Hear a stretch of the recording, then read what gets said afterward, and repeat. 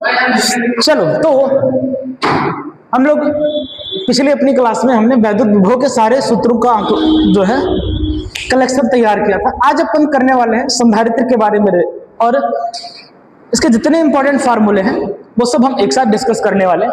तो आप लोग आराम से हमारी बातों को प्रेम पूर्वक सुनेंगे। आगे की चर्चा को बढ़ाने से पहले हम सबसे पहले बात करना चाहते हैं चालक पदार्थ के बारे में। थोड़ी सी बातें जरा ध्यान से सुनना चालक पदार्थ के बारे में। चालक पदार्थ क्या होते हैं, ठीक है? तो मुख्यतः चालक पदार्थ अपने पास वह पदार्थ हैं जिनमें आपको पता है कि विद्युत का प्रवाह सुगमता से हो सकता है।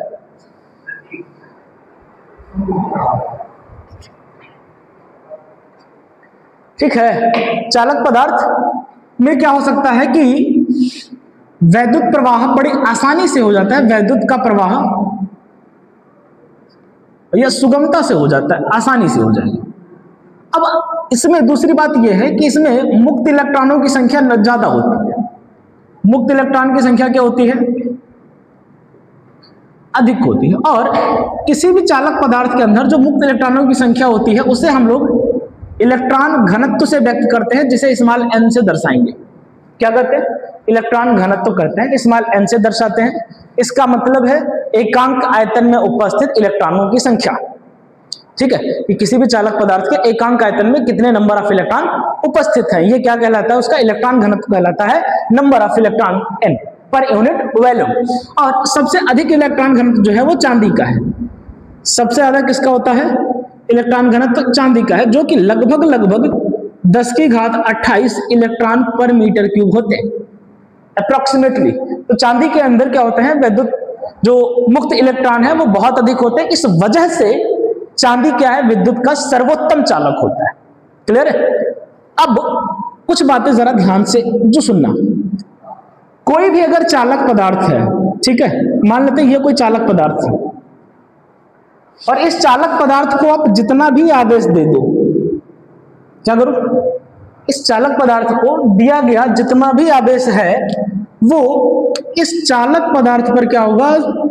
एक समान रूप से हर जगह फैल जाएगा। मतलब अंदर इनसाइड चालक के पदार्थ के क्या होता है भैया? आवेश 0, अंदर कोई भी चार्ज नहीं होता है। अब अगर अंदर कोई आवेश नहीं है तो अंदर कोई भी विद्युत क्षेत्र भी नहीं होता है, inside electric field. But potential 0 नहीं होता है, ध्यान रखना। विभव का मान 0 नहीं होता है। तो सर कितना होता है?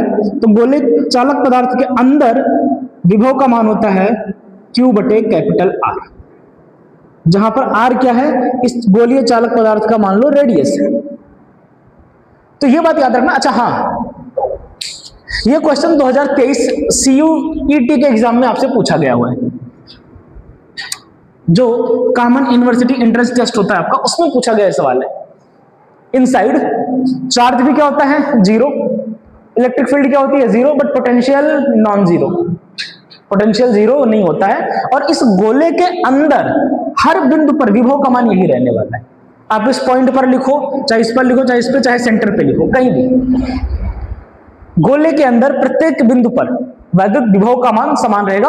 और उतना ही कहां होता है? गोले के पृष्ठ पर। यानी कि गोले के पृष्ठ पर भी विभव क्या रहता है? एक समान रहता है। इसलिए जो चालक पदार्थ का पृष्ठ होता है वो एक प्रकार से समविभव पृष्ठ का काम करता है। किसका काम करता है? अब सवाल आता है ये समविभव पृष्ठ क्या होता है? तो हमने पिछली क्लास में आपको एक्सप्लेन किया हुआ था, अगर आप ध्यान से सुनते हैं मेरी बातें तो, कि एक ऐसा पृष्ठ जिसके प्रत्येक बिंदु पर विभव समान होता है समविभव पृष्ठ कहलाता है। अब अगर मान लो मैंने एक स्फीयर ले लिया जिसके हर बिंदु पर विभव समान है, समविभव पृष्ठ है, तो इसके किसी भी दो पॉइंट के बीच में जो विभवांतर होगा वो 0 होगा, क्योंकि उसका विभव तो समान है। अब जब दो समान चीजों को घटाएंगे तो अंतर क्या आएगा? 0। अब अगर विभवांतर 0 है तो हमने पढ़ रखा है कि जो किया गया कार्य होता है वो क्या होता है? डेल्टा V इंटू में Q, क्योंकि V बराबर, भाई आपने पढ़ा था ना, विभवांतर बराबर W/Q। तो W बराबर क्या हो जाएगा? ये इधर जाके गुणा हो गया। तो अगर पोटेंशियल ही 0 आ गया, पोटेंशियल डिफरेंस जो था वो 0 आ गया, इसका मतलब कि समविभव पृष्ठ के किसी भी बिंदु से दूसरे बिंदु तक किसी चार्ज पार्टिकल को ले जाने में किया गया कार्य जीरो होगा। क्यों? क्योंकि उन दो बिंदुओं के बीच में विभवांतर जीरो होता है। Point be noted.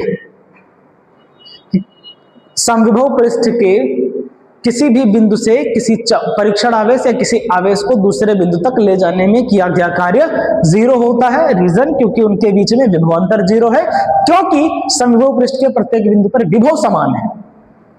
समझ आई बात?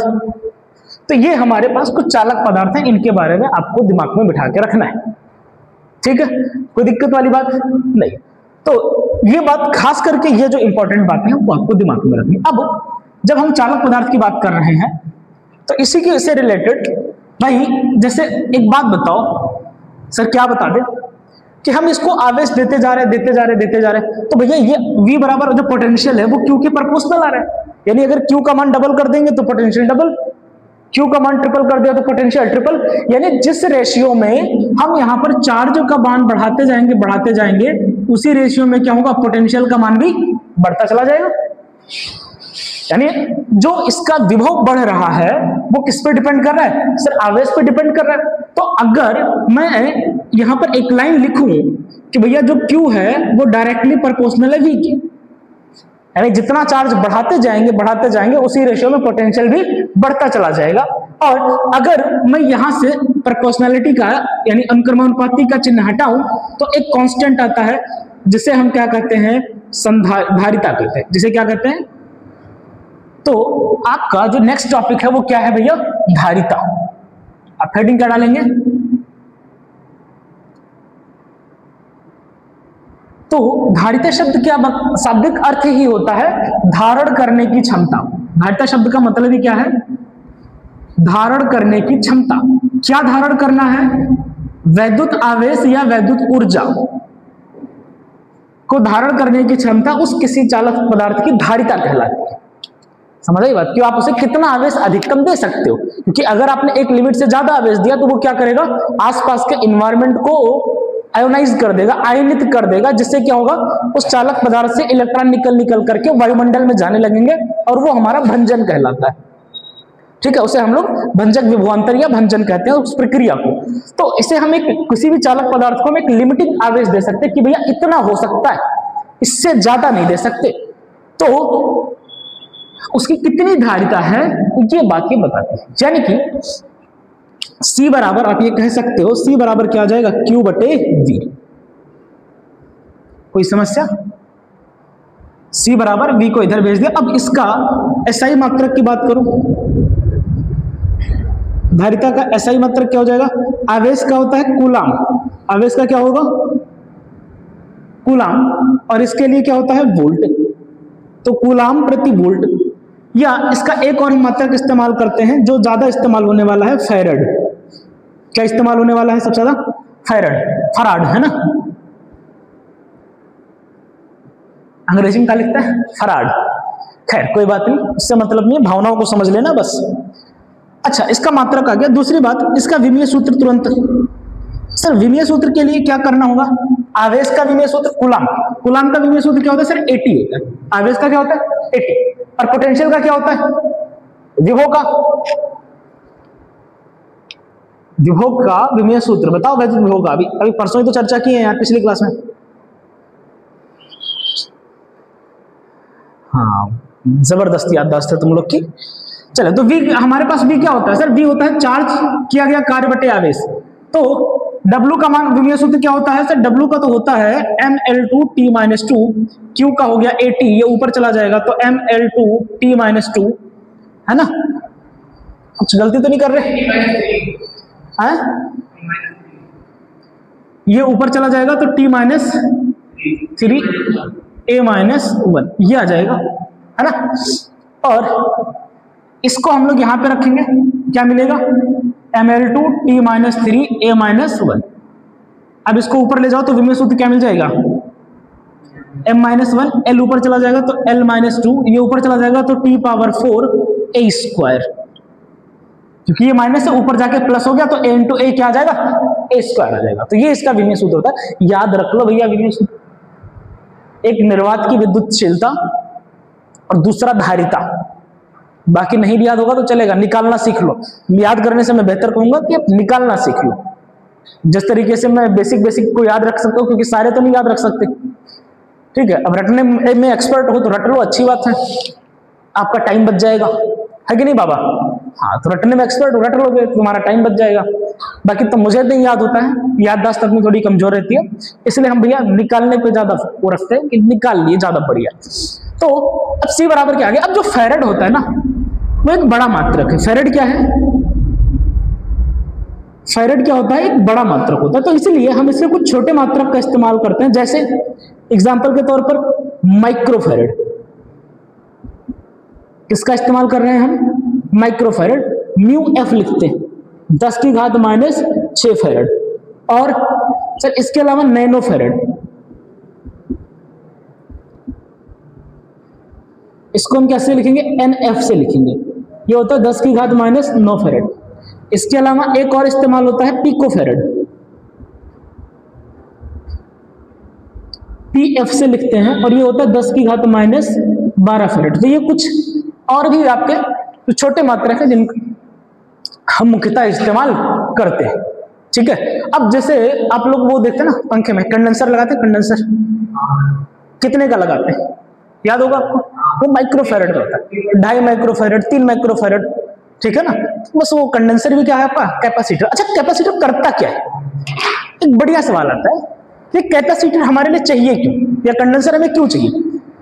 कंडेंसर भी वही काम करता है जो बैटरी करती है। बड़े ध्यान से सुनना, कंडेंसर का मेन काम होता है एनर्जी देना। क्या काम होता है मेन? एनर्जी देना। और एनर्जी देने का काम तो बैटरी भी करती है, तो फिर हमें कंडेंसर की जरूरत क्यों है? तो देखो, बैटरी क्या करती है कि वो फ्लो में एनर्जी देती है लगातार, ठीक है। लेकिन कंडेंसर क्या करता है कि इकट्ठा अधिक ऊर्जा दे देता है तुरंत, फिर वो खत्म, वो किसी काम का नहीं है। जैसे आपने कंडेंसर देखा होगा, ठीक है ना, कंडेंसर को एक बार लगाओ, वो चार्ज कर दिया, 2-3 बार ऐसे करो, उसके बाद उसकी एनर्जी खत्म। मतलब बहुत बड़ी ऊर्जा आपको बहुत कम समय में दे देती है वो कंडेंसर। अब जैसे पंखा चलने वाला है, ठीक है, तो जब कोई चीज रुका हुआ है उसको चलाना है तो हमें ज्यादा ऊर्जा की आवश्यकता होती है। जब वो लगातार चलता जा रहा है फिर दिक्कत नहीं है। जैसे मान लो गाड़ी रुकी खड़ी है, अब उसको चलाने के लिए धक्का ज्यादा देना पड़ता है, एक बार चल जाए तो कम धक्का में भी चलती रहेगी। तो किसी भी चीज को चलाने के लिए हमें ऊर्जा ज्यादा देनी पड़ती है, ठीक है। तो इसलिए हम कंडेंसर लगाते हैं। कंडेंसर का खाली मेन काम होता है कि एक बार वो चला दे बस, बाकी तो करंट जा रहा है उससे चलता रहेगा, कोई दिक्कत नहीं है। तो वो हाई एनर्जी देता है बहुत कम समय में, मतलब time interval very short, energy very high. Battery का काम क्या है? वो लगातार फ्लो में एनर्जी देती है, ठीक है। तो कैपेसिटर भी एक तरीके की बैटरी है जो बहुत अधिक ऊर्जा बहुत कम समय में प्रोवाइड करा देती है आपको, ठीक है। और ये चार्ज भी जल्दी हो जाती है, डिस्चार्ज भी जल्दी हो जाती है। समझ रहे बात को? तो ये हमारे पास में धारिता से रिलेटेड कुछ बातें हैं जो आपको दत्तो जहन में सेव करके रखना है, ठीक है। क्या क्या हमने क्या किया? सबसे पहले हमने कहा जो धारिता है, धारिता का शाब्दिक अर्थ क्या है? धारण करने की क्षमता, यानी कोई भी चालक पदार्थ अपने अंदर कितना वैद्युत आवेश या कितनी वैद्युत ऊर्जा को धारित कर सकता है, धारण कर सकता है, ये उसकी धारिता कहलाती है। अब किसी भी चालक पदार्थ को दिया गया आवेश उसके विभव के समानुपाती होता है, यानी जैसे जैसे आप आवेश देते जाओगे उसका पोटेंशियल बढ़ता जाएगा। और एक समय ऐसा आएगा कि भैया अब नहीं, बस हो गया, है ना। तो क्यू प्रोपोर्शनल है वी के, क्यू बराबर आ जाएगा सीवी। सी एक हमारा कांस्टेंट है, इसको हमने क्या बोला? धारिता। सी बराबर क्या आ गया? क्यू बाई वी, एसआई मात्रक फैरेड, वी सूत्र m-1 l-2 t4 a square. और इसके फैरेड क्या है? बड़ा मात्रक है, तो इसके अन्य छोटे मात्रकों का हम इस्तेमाल करते हैं। छापो, ठीक है। तो नेक्स्ट हम बात कर लेते हैं, जरा इसको आप लोग दिमाग में बिठा के रखना इस टॉपिक को। भैया आवाज नहीं, विलगित गोलीय चालक की धारिता।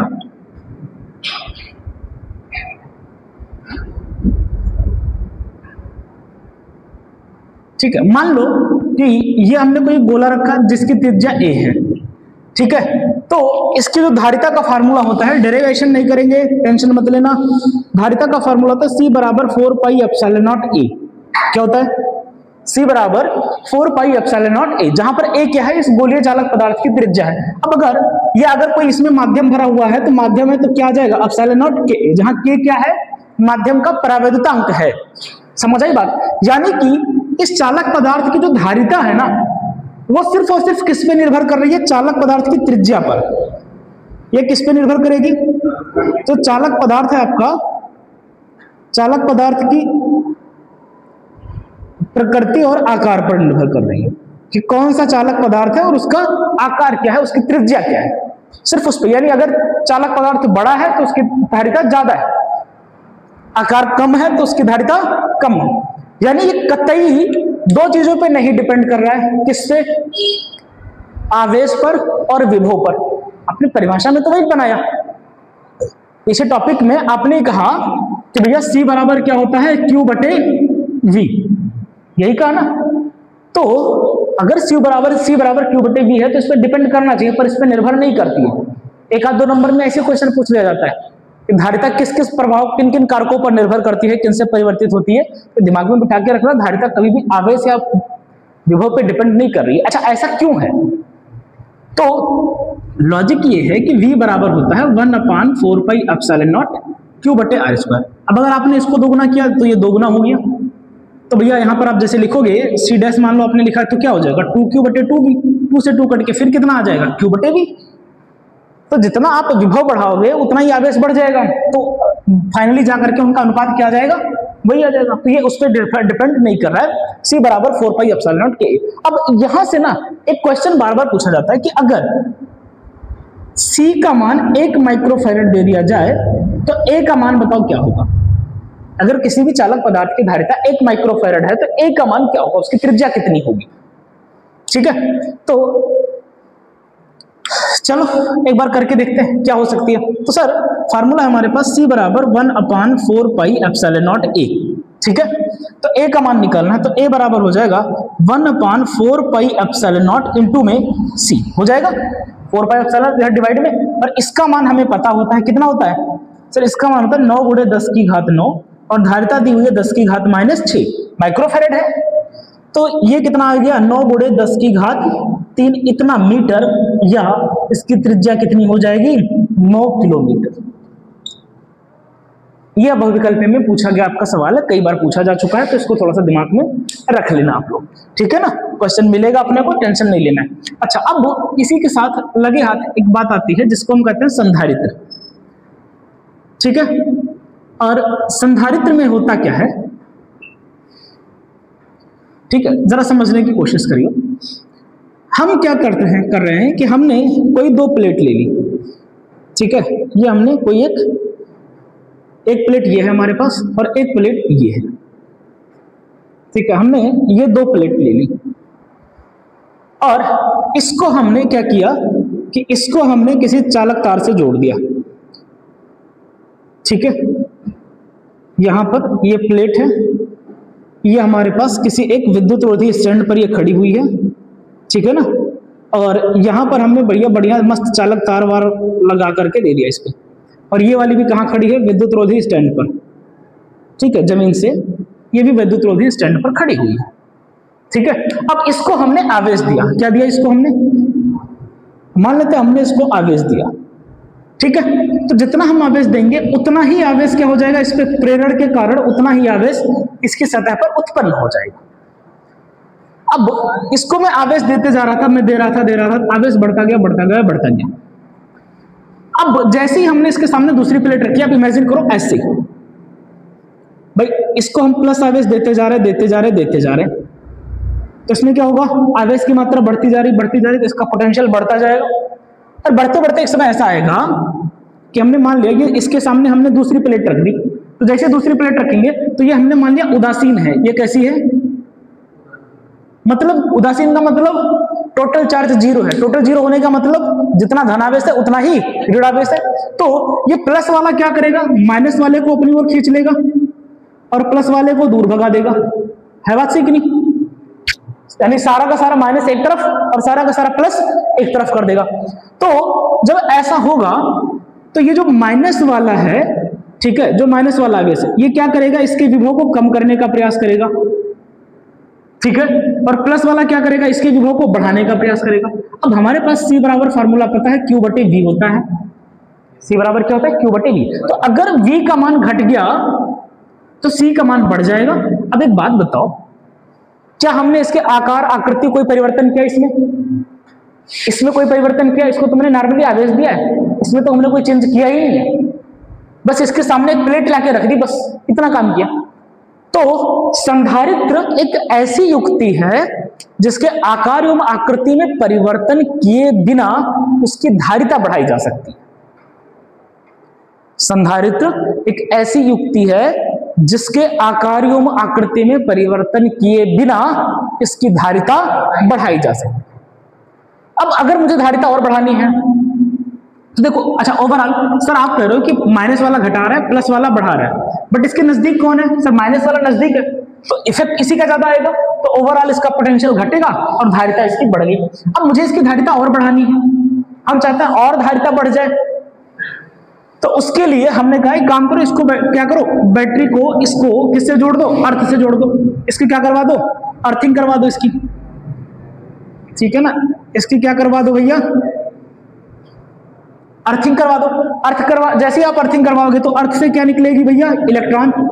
अर्थ से कौन आएगा? इलेक्ट्रॉन। इधर नेगेटिव इधर पॉजिटिव, ये पूरा हो गया खत्म।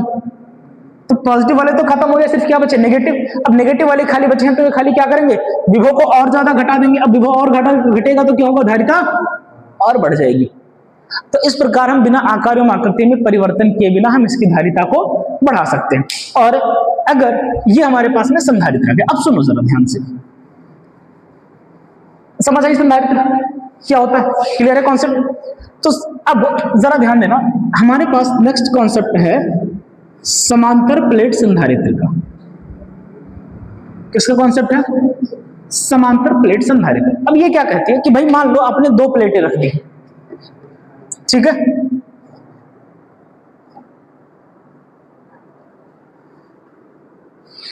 एक ये प्लेट आपने रखी, चलो सिंगल बनाते हैं, आप समझ जाना, ठीक है। ऐसा चलो ऐसे ही बना लेते हैं।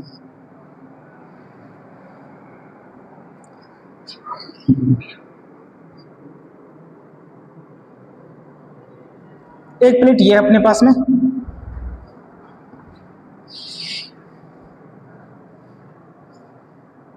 और एक प्लेट ये है अपने पास,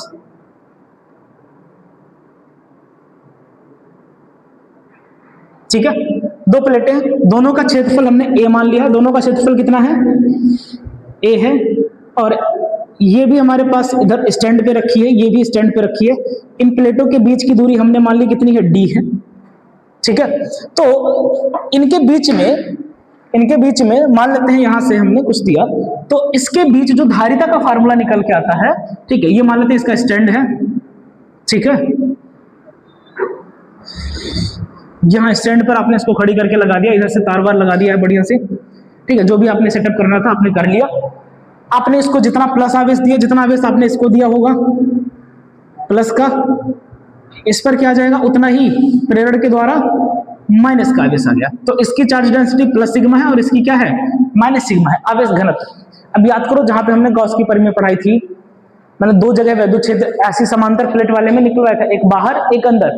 हमने कहा था अंदर वाला रिजल्ट याद रखना कि इसके अंदर जो वैद्युत क्षेत्र का फार्मूला निकल के आता है वो आता है E बराबर सिग्मा बटे एप्सिलॉन नॉट। कितना आता है? और अगर E का मान तुम्हें याद आ जाए तो E बराबर आपने लिखा सिग्मा बटे एप्सिलॉन नॉट। सर E बराबर तो होता है V बटे D। विभव प्रवणता याद करो कि E बराबर क्या होता है? विभव में परिवर्तन बटे दूरी। यही था ना? यही था ना? तो भैया यहां से यहां के बीच में कुछ पोटेंशियल घटा, कितना? V। इनके बीच की दूरी कितनी है? D है। तो ये आ गया तुम्हारे पास सिग्मा बटे एप्सिलॉन नॉट। तो V बराबर क्या आ गया? सिग्मा D बटे एप्सिलॉन नॉट आ गया। कोई समस्या? अब सिग्मा क्या होता है? सर सिग्मा तो इसकी चार्ज डेंसिटी है। सिग्मा क्या होता है? सर ये सिग्मा होता है Q बटे A।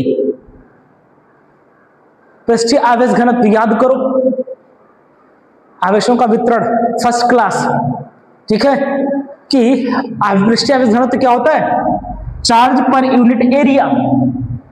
तो V बराबर, तो सिग्मा आपने रखा इंटू में D बटे एप्सिलॉन नॉट। अब एक काम करो, Q को इधर ले आओ, तो ये क्या बना? V बटे Q बराबर D बटे एप्सिलॉन नॉट इंटू A। लेकिन अगर मैं इसको पलट दूं, Q बाई V कर दूं, तो ये क्या मिलेगा? एप्सिलॉन नॉट A बटे D। और Q बटे V क्या होता है? सर C बराबर आ गया एप्सिलॉन नॉट A बटे। तो समांतर प्लेट संधारित्र की धारिता कितनी होती है? C बराबर epsilon not A by D। किस पे निर्भर कर रही है? अब अगर बीच में मान लो कोई माध्यम भरा हुआ है, ठीक है। जैसे अब नेक्स्ट एग्जांपल की बात देखो जरा, एग्जांपल क्या है मतलब फार्मूला ही समझ लो। ये मैंने दो प्लेट ली और इसके बीच में हमने कोई एक मीडियम रख दिया। इस मीडियम, इसका कुछ पराबद्धांक क्या है मान लेते हैं k है और इसकी मोटाई कुछ t है। ठीक है, मतलब ये प्लेट, पहली वाली प्लेट थी a, ये दूसरी प्लेट है b, इनके बीच की दूरी थी d और ये जो हमने पदार्थ रखा उसकी मोटाई कितनी है, t है। तो जब हम दो समांतर प्लेटों के बीच, हालांकि इसका डेरिवेशन 2025 में पूछा गया है, क्वेश्चन करते वक्त इसका डेरिवेशन आएगा, फिकर नॉट।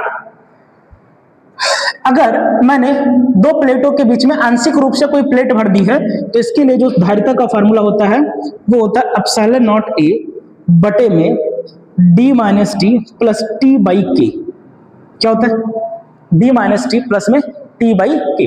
t क्या है, इसकी मोटाई। अब अगर मान लो t का मान 0 हो जाए, t का मान क्या हो जाए, 0। 0 का मतलब क्या है, अंदर कुछ नहीं भरा है, सिर्फ हवा है।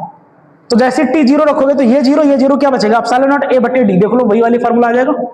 और अगर मान लो इस पूरे में पदार्थ भरा हुआ है, इस पूरे में पदार्थ भरा हुआ है, यहां तक आपने इस पूरे में पदार्थ भर दिया है, तो t का मान किसके बराबर आ जाएगा, d के बराबर आ जाएगा, क्योंकि पूरे में आपने भर दिया है ना साउ। ठीक है, तो अगर आपने पूरे में भर दिया तो ये t किसके बराबर आ जाएगा, d के।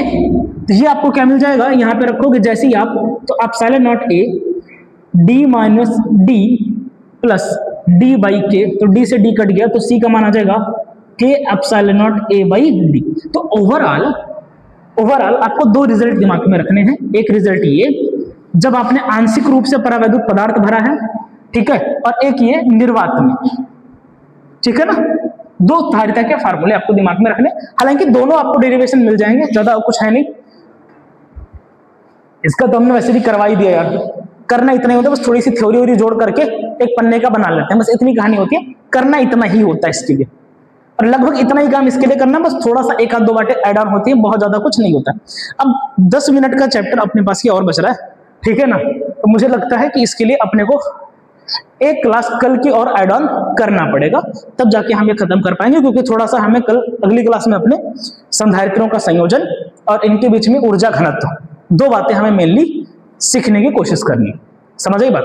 तो उसको फटाफट नोट डाउन करो, ठीक है। और उम्मीद करते हैं शॉर्ट नोट्स वाला पीडीएफ मिल गया था कि नहीं, मिला नहीं, पीला पीडीएफ इलेक्ट्रोस्टैटिक वाला मिल गया ना, तो उसका शॉर्ट नोट्स इस पूरे चैप्टर का बना लो, इलेक्ट्रोस्टैटिक सारे फार्मूलों का कलेक्शन। बाकी क्वेश्चन तो चल ही रहा है, उसको तैयार कर लो आप सब, ठीक है। चले।